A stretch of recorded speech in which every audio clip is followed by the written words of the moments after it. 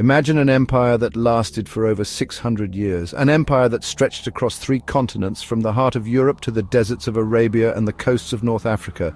This was the Ottoman Empire, a true titan of world history. It was a military powerhouse, a center of incredible art and science, and a home to countless cultures and religions. For centuries, its story was the story of the world, shaping the destinies of millions. The echoes of its power, its triumphs, and its ultimate fall still resonate today in the politics, borders, and cultures of the modern world. To understand our present, we absolutely must look back at this incredible historical giant. This is a story of ambition, conquest, and astonishing longevity. It begins with a small band of warriors on the edge of a fading empire and ends in the rubble of the First World War. Along the way, we will meet legendary sultans, brilliant generals, and visionary architects. We will witness epic sieges that changed the course of history and explore the dazzling courts of Istanbul, where power was absolute. The Ottoman Empire was not just a political entity, it was a civilization. It blended traditions from the East and West, creating something entirely new and powerful. This is more than just a history lesson. It's a journey into a world that was complex, often brutal, but always fascinating. The sheer scale of the Ottoman achievement is mind-boggling. Think about it. This empire was founded around the year 1300, when knights in armor still roamed Europe, and it only officially ended in 1922, in the age of airplanes and machine guns. It saw the Renaissance, the Age of Discovery, the Enlightenment, and the Industrial Revolution. It fought against Crusaders, Venetian galleys, Habsburg armies, and Russian Tsars. For much of its existence, it was the dominant power in the Mediterranean and the Middle East, a gatekeeper between Europe and Asia. Its capital, Constantinople, later Istanbul, was rightly seen as the center of the world. So how did this all begin? How did a small Turkish principality, one of many, rise to become a world-spanning empire? The answer lies in a combination of factors: brilliant leadership, military innovation, a pragmatic approach to governance, and a powerful sense of destiny. The story starts not with a grand emperor in a gilded palace, but with a tribal leader named Osman, whose vision and courage laid the foundation for everything that was to come. Let's travel back to the rugged frontier lands of 13th century Anatolia, where the story of one of the world's greatest empires begins. It's a tale that proves how the actions of a few can change the world forever. Our story begins in Anatolia, modern-day Turkey, a land of turmoil and opportunity at the end of the 13th century. The once mighty Byzantine Empire was a shadow of its former self, its power crumbling. The Seljuk Sultanate of Rum, the dominant Turkish power in the region, had been shattered by Mongol invasions. This created a power vacuum, a chaotic frontier filled with small Turkish states known as beyliks, all competing for land and influence. It was into this world that a leader named Osman I was born. He was the chief of the Kai tribe, a group of Oghuz Turks who were skilled horsemen and fierce warriors living on the very edge of the Byzantine frontier. Osman was more than just a raider, he was a visionary. He understood that the weakness of his neighbors was his greatest opportunity. He began to lead his followers, who became known as Ottomans, on raids into Byzantine territory. These were not just for plunder, they were for conquest. He captured small forts and towns, slowly but surely carving out a state for himself. His success attracted other warriors to his banner, Ghazis, or holy warriors, who were motivated by a mix of religious zeal, adventure, and the promise of spoils. Osman's charisma and military skill welded these disparate groups into a formidable fighting force, loyal to him and his cause. A powerful legend surrounds the founding of the empire, a story known as Osman's Dream. It's said that while staying in the home of a holy man, Osman dreamt of a tree growing from his own body. The tree's branches grew to cover the entire world, shading mountains and rivers across 3 continents. When he awoke, the holy man interpreted the dream as a divine sign. Osman and his descendants were destined to rule a vast and mighty empire. This story, whether true or not, became a crucial part of the Ottoman identity. It gave them a sense of divine mission, a belief that their conquests were not just possible, but preordained by God. This founding myth was incredibly powerful. It provided a justification for their expansion and inspired generations of Ottoman soldiers and sultans. Osman's early victories were small, but they were significant. He captured the town of Bilecik in 1299, an event often cited as the official founding of the Ottoman state. From this small foothold, he and his son, Orhan, continued to press their advantage. They were pragmatic rulers, often allowing conquered peoples to keep their religions and customs as long as they paid a tax. This practical approach made their rule more acceptable and allowed their fledgling state to grow stable and strong, laying the groundwork for the superpower it would soon become. After Osman's death, his son Orhan continued the incredible momentum. The Ottomans were no longer just a frontier tribe, they were a serious regional power. Orhan captured the major Byzantine city of Bursa in 1326 and made it his capital. This was a massive step. It gave the Ottomans a major administrative and commercial center, allowing them to mint their own coins and establish the institutions of a proper state. But the real game-changer came in 1354, when a stroke of luck, an earthquake that destroyed the walls of Gallipoli, allowed Orhan's forces to cross the Dardanelles Strait and establish the first permanent Ottoman settlement in Europe. The empire had arrived on a new continent. This European foothold was the launchpad for a century of relentless expansion. Orhan's successors, Murad I and Bayezid I, pushed deep into the Balkans. They faced down powerful Serbian, Bulgarian and Hungarian armies. The key to their success was a revolutionary military force, the Janissaries. These soldiers were an elite infantry corps, created from Christian boys taken from conquered lands as a tax. They were converted to Islam, raised with absolute loyalty to the Sultan, and trained to be the most disciplined and effective soldiers of their time. Armed with bows and later firearms, the Janissaries gave the Ottomans a decisive edge on the battlefield. The Battle of Kosovo in 1389 is a perfect example of this brutal but effective expansion. There, an Ottoman army under Sultan Murad I faced a coalition of Balkan forces led by the Serbian Prince Lazar. The battle was immense and bloody, and although both leaders died, it was a strategic victory for the Ottomans. It shattered the power of the Serbian kingdom and opened the door for further conquests across southeastern Europe. For the next few centuries, the Ottomans were the dominant military power in the region, their armies seemingly unstoppable. They were constantly innovating, adopting new technologies like cannons and muskets faster than their rivals. This rapid growth was not just about military might. The Ottomans were also brilliant administrators. As they conquered new lands, they established a system of governance that was both centralized and flexible. They appointed governors to manage provinces, but they often allowed local elites to retain some power. They developed a sophisticated bureaucracy and a legal system based on Islamic law. This combination of an unstoppable army and an effective government was the engine that transformed Osman's small beylik into a sprawling, powerful empire that controlled vital trade routes and commanded the fear and respect of all its neighbors. The stage was set for their greatest conquest yet. For over 1,000 years, the city of Constantinople had stood as the capital of the Eastern Roman, or Byzantine Empire. It was legendary, protected by massive, seemingly unbreakable walls. For any aspiring conqueror, it was, well, the ultimate prize. By the middle of the 15th century, the Byzantine Empire was a hollow shell, controlling little more than the city itself and a few small territories. Yet Constantinople remained a potent symbol of Christian power and a thorn in the side of the burgeoning Ottoman Empire, which now completely surrounded it.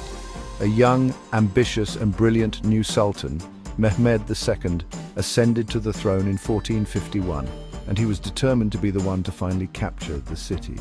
Mehmed was obsessed with the conquest. He was a true Renaissance man, fluent in multiple languages, a student of science and history, and a master military strategist. He began his preparations meticulously, really leaving nothing to chance. His most famous innovation was the construction of massive cannons, engineered by a Hungarian cannon founder named Orban. These were monster weapons, the largest the world had ever seen. One, the Great Turkish Bombard, was so large it required hundreds of men and dozens of oxen to move, and it could fire stone balls weighing over half a ton. Mehmed also built a fortress on the Bosphorus Strait to cut the city off from any potential aid. The siege began in April 1453. It was honestly an epic struggle of human will and technology. For 53 days, Mehmed's super cannons relentlessly pounded the ancient Theodosian walls, which had repelled every attacker for a millennium. The city's defenders, a small force of Byzantines and their Genoese allies, fought with incredible bravery, repairing the walls each night under a hail of fire. In a stroke of military genius, Mehmed even had his ships dragged overland on greased logs to bypass a defensive chain blocking the harbour of the Golden Horn. This audacious move allowed his fleet to attack the city's weaker sea walls, stretching the defenders to their breaking point. Finally, on May 29, 1453, Mehmed ordered an all-out assault. The Janissaries, his elite troops, poured through a breach in the walls. The last Byzantine emperor, Constantine XI Palaiologos, died fighting in the streets, and the city fell. Mehmed rode into Constantinople not as a destroyer, but as a conqueror. He immediately went to the Hagia Sophia, the grandest church in Christendom, and ordered it converted into a mosque, a symbol of his victory. The fall of Constantinople sent shockwaves across the world. It marked the definitive end of the Roman Empire and heralded the arrival of the Ottoman Empire as a true world power, with a new, magnificent capital at the very crossroads of Europe and Asia. And the conquest of Constantinople launched the Ottoman Empire into its golden age, and it was led by a series of remarkably capable sultans. Mehmed II, now known forever as the Conqueror, was the architect of this new era.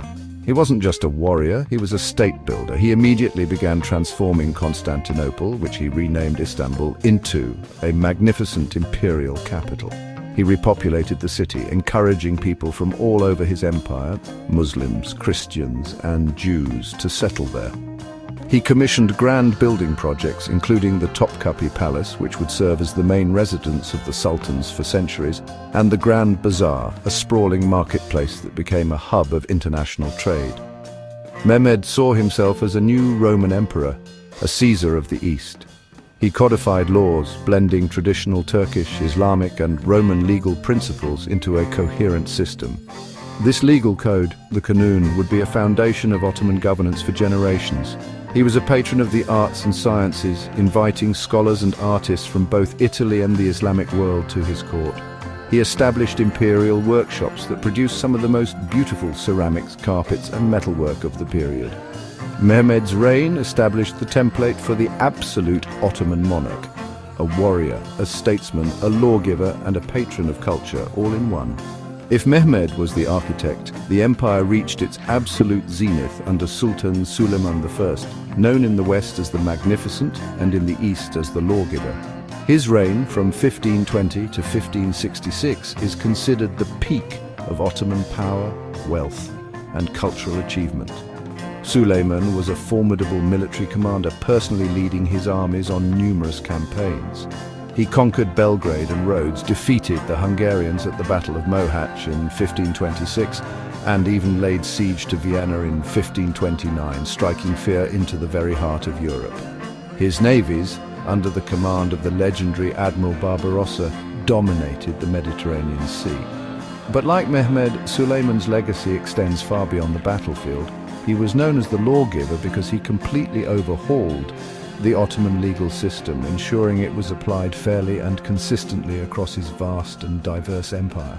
He was also a tremendous patron of the arts. During his reign, the imperial architect Mimar Sinan, one of history's greatest geniuses, designed hundreds of breathtaking mosques, bridges, and palaces, including the stunning Süleymaniye Mosque in Istanbul. Under Suleiman, Istanbul became the largest, wealthiest, and most culturally vibrant city in the world. His reign truly was a golden age, an era when the Ottoman Empire was, without question, the most powerful state on earth. One of the most remarkable aspects of the Ottoman Empire was its ability to rule over an astonishingly diverse population for centuries. At its height, the empire included Turks, Arabs, Greeks, Serbs, Bulgarians, Armenians, Jews, and many other ethnic and religious groups. Governing such a multicultural and multi-religious realm was an immense challenge, and the Ottomans developed a unique system to manage it. The key to their success was a pragmatic approach that blended central control with a significant degree of local autonomy, particularly for religious communities. This system allowed the empire to function as a relatively stable, cosmopolitan society for a very long time. This system of governance was known as the millet system. Each major religious group, such as the Greek Orthodox Christians, the Armenian Christians, and the Jews, was organized into a millet, or a self-governing community. The leader of each millet, usually a high-ranking religious figure like a patriarch or chief rabbi, was responsible to the Sultan for his community's loyalty and for collecting taxes. In return, the millet was allowed to use its own language, run its own schools, and apply its own religious laws to matters like marriage, divorce, and inheritance. This gave non-Muslims, known as dhimmi, a protected status and a great deal of cultural and religious freedom. This system was not based on modern ideas of equality, however. There was a clear hierarchy. Muslims held the highest status in society, and the path to real power in the government or the military required conversion to Islam. Non-Muslims paid a special tax, the jizya, and were subject to certain restrictions, for instance, on building new places of worship. Despite this, for much of its history, the Ottoman Empire was seen by many as a place of relative tolerance, especially compared to the religious persecution common in parts of Europe at the time. For example, when Jews were expelled from Spain in 1492, Sultan Bayezid II welcomed them into the empire, where they thrived for centuries. Life in the empire was a vibrant mix of cultures.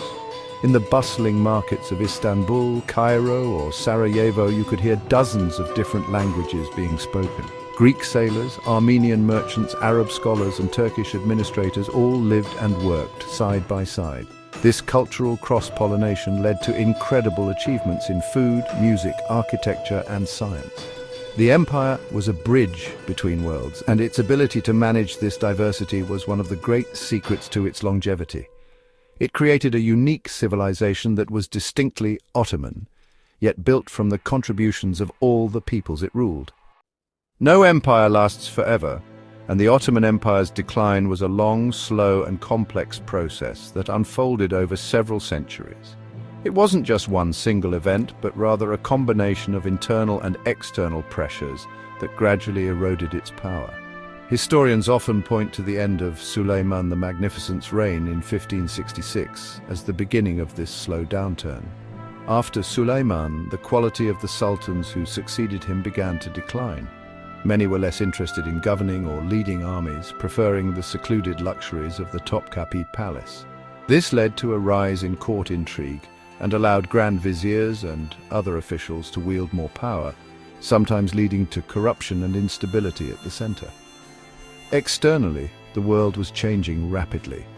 The failure of the Second Siege of Vienna in 1683 is often seen as a major turning point. It marked the end of Ottoman expansion into Europe and the beginning of a long series of military defeats. European powers, energized by the Renaissance and the scientific revolution, were growing stronger. Their military technology, economic systems, and naval power began to surpass that of the Ottomans. The discovery of new sea routes to Asia by Europeans also meant that the Ottomans lost their lucrative monopoly over the ancient land-based trade routes between East and West, which had been a major source of their wealth. Internally, the empire faced serious challenges. The Janissary Corps, once the bedrock of Ottoman military supremacy, became a powerful political force that resisted modernization.